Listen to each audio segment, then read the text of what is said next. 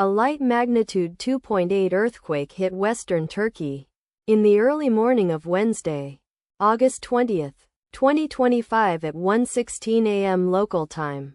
Europe, Istanbul GMT +3. The quake had a very shallow depth of 5.5 kilometers, 3.4 miles, and was not felt, or at least not reported so. First to report, EMSC after 10 minutes. Data source from Volcano Discovery. Did you feel it? Let us pray. May the earthquake that occurred not affect our brothers and sisters there. May the earthquake not happen again. And may God protect everyone. Amen.